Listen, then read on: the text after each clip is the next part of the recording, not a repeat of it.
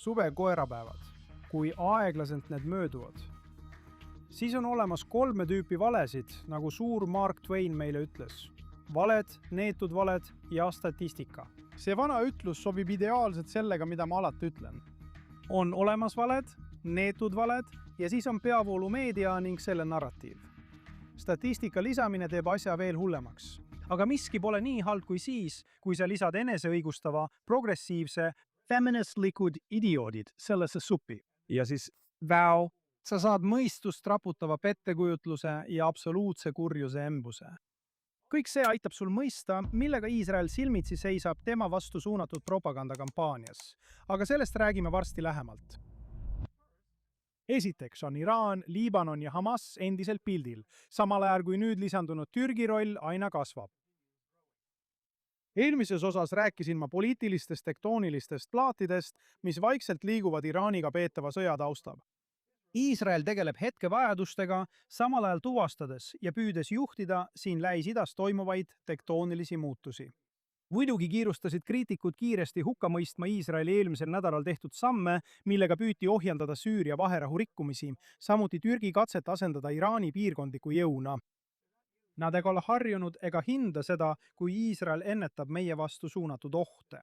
Kui sul oli veel kahtlusi Türgi NATO liikme kavatsustes, siis pane tähele. Noored Erdogani toetajad skandeerisid mõned kuud tagasi "Viige meid Jeruusalemma". Oma kõnes vastas ta sellele: need, kes tahavad võita, peavad olema kannatlikud. Ja kannatlikkus on tema jaoks väga oluline, sest Türgi ambitsioonikas piirkondlik strateegia sattus sel nädalal suurele takistusele.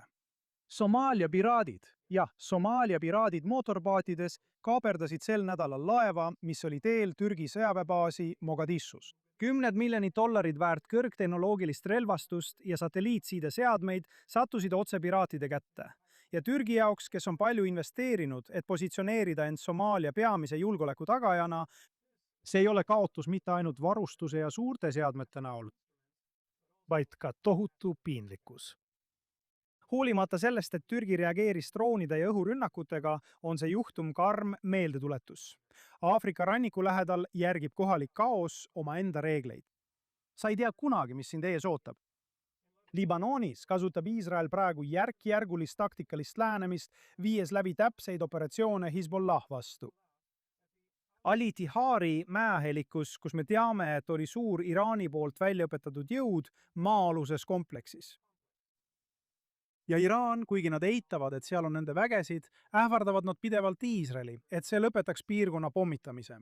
Võib-olla hoolivad nad lihtsalt nii väga keskkonnast. Gazas.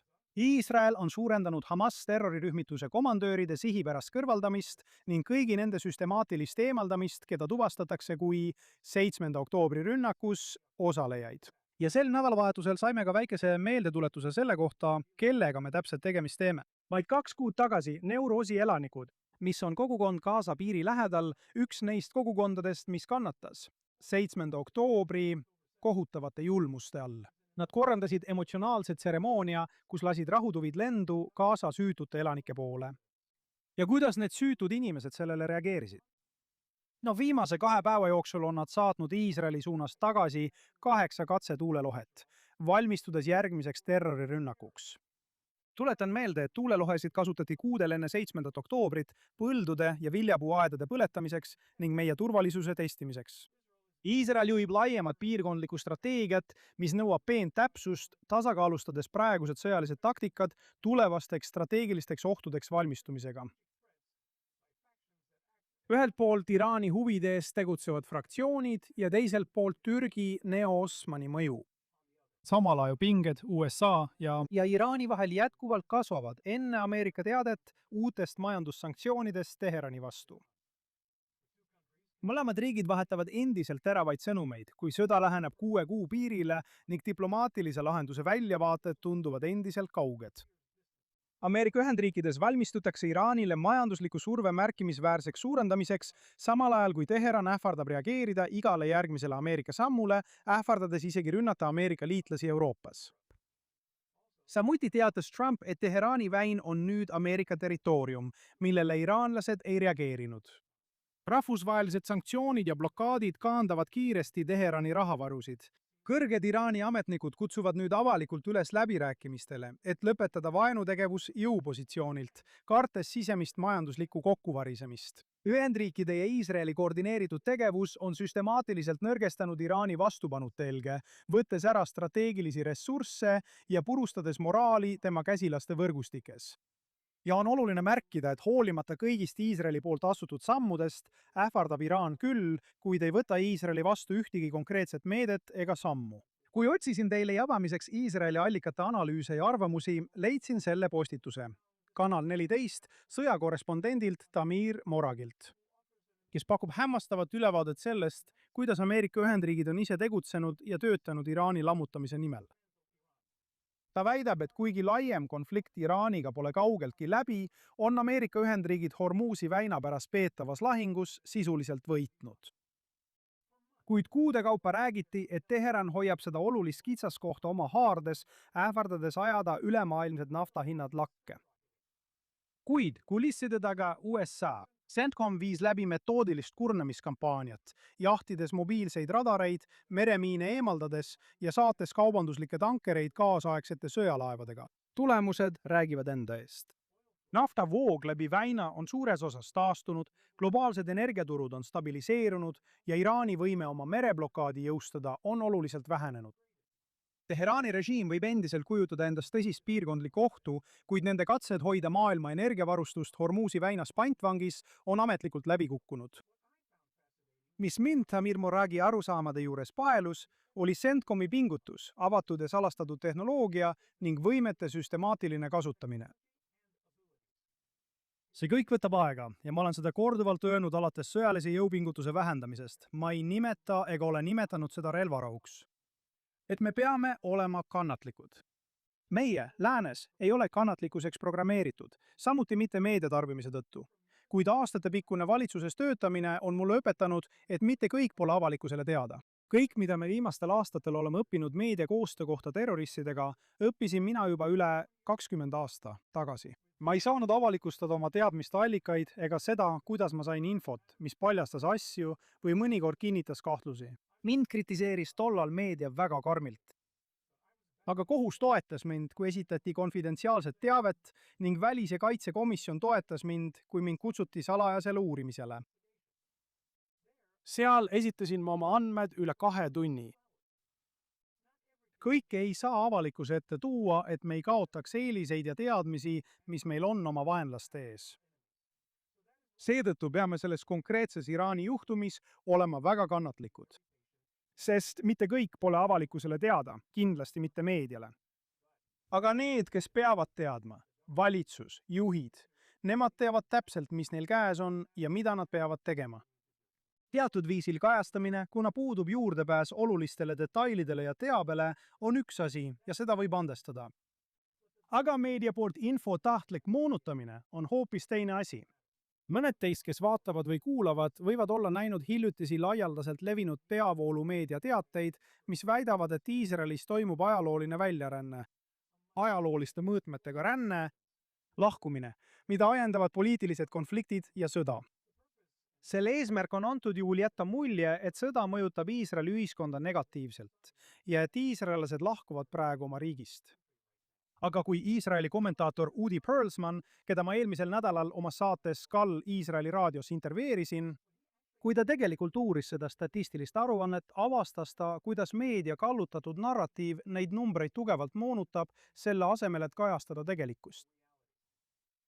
Nagu Perlsman välja toob, on meedia pealkirjade peamine puudus see, et need ei keskendu Iisraelis sündinud juutidele ja nemad moodustavad umbes 60% Iisraeli elanikkonnast ning esindavad tõelisi pikaajalisi immigratsioonitrende. Selle asemel tuginevad need sensatsioonilised arvud suuresti mitte põliselanikele, välismaal sündinud immigrantidele, kes lahkusid Iisraelist varsti pärast saabumist, eriti mitte juutidest saabujate lainele, mis saabus pärast Venemaa ja Ukraina sõda 2022 aastal. Selle moonutuse ulatuse illustreerimiseks märgib Perlman, et samal ajal kui põliselt sündinud juudi immigrantide netoarv kasvas 2019 ja 2024 aasta vahel 51 000 võrra.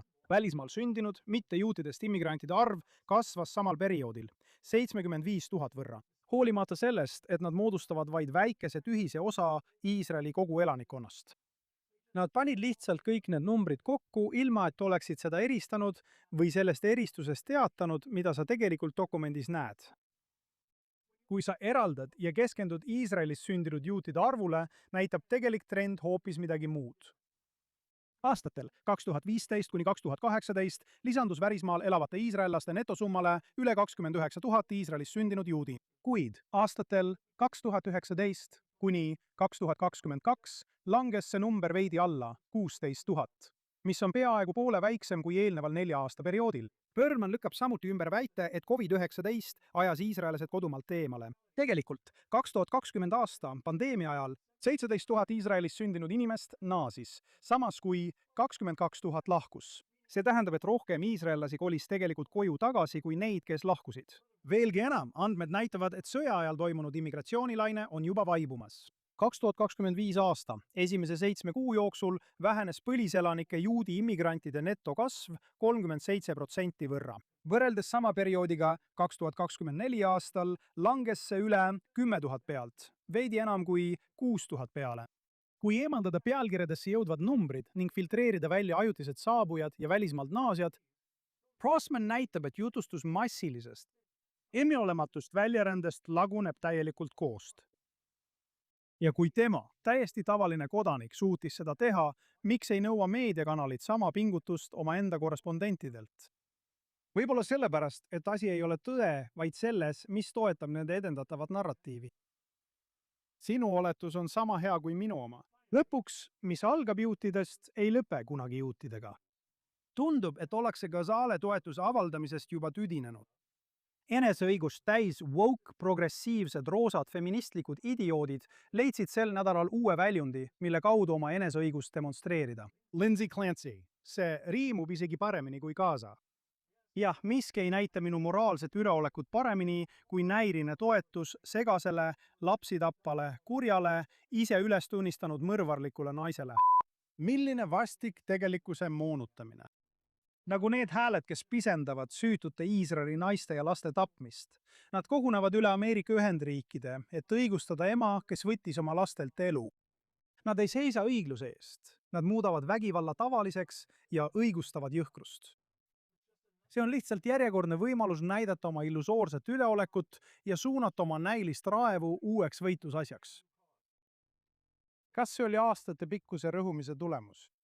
Võib-olla oli see tema viis vastupanu näidata, kas tema abikaasa rõhustada. Okupatsioon. See peab olema okupatsioon. See on täpselt sama ideoloogiline trikk, mida kasutatakse kaasaelanike puhul. Aastate pikkust viha ja vägivalda esitatakse kui süstemaatilise rõhumise või talumatute pingete vältimatut tulemust. Nende meelest muutub mõrv vastupanuteoks ja toimepanija tõstetakse kohe kõige õnnetumaks ohvriks. See ongi see, mis juhtub. Aastate pikkuse poliitilise diskussiooni tulemus, mis normaliseerib vihkamist, haridussüsteemide, mis ülistavad mõrvareid ja psühholoogilise loba, mis õigustab ebanormaalsust. Kui sünnitusjärgne või sünnitusjärgne depressio on õigustus lapsetapule, siis peaks meestel olema õigustus vägivallaks kõrgema testosterooni taseme tõttu. Kas mul on õigus? On tohutu vahe sellel, kas püüda mõista, mis ajendab kedagi tegema kirjeldamatut kuritegu või seda aktiivselt õigustada. Kui sa normaliseerid ja ratsionaliseerid barbaarsust, olgu see siis terrorism välismaal või jõledused kodus, ei ole see valgustatud empaatia, see on puhas kurjus. Ja see paljastab elementaarse inimliku moraali täieliku kokkuvarisemise, et teenida etenduslikku narratiivi. Palju räägitakse lääne piiridele ja ühiskonnale ohust, mida kujutavad endast marksismi ja islami radikaalsed ideoloogiad. Kuid see, mida me praegu näeme, on palju ohtlikum. See on sissetung teadvusse. See on tänapäevane keharöövlite sissetung, kus elementaarne mõistus ja moraalne selgus on täielikult tühjaks tehtud. Ja ärge eksige, Iisrael oli selle rünnaku jaoks vaid harjutusväljak. Teie olete järgmised. Mina olen Daniel Seaman. Aitäh, et ühinesite minuga siin saates Straight Up JNS TV stuudiosist Jeruusalemmas, Iisraelis.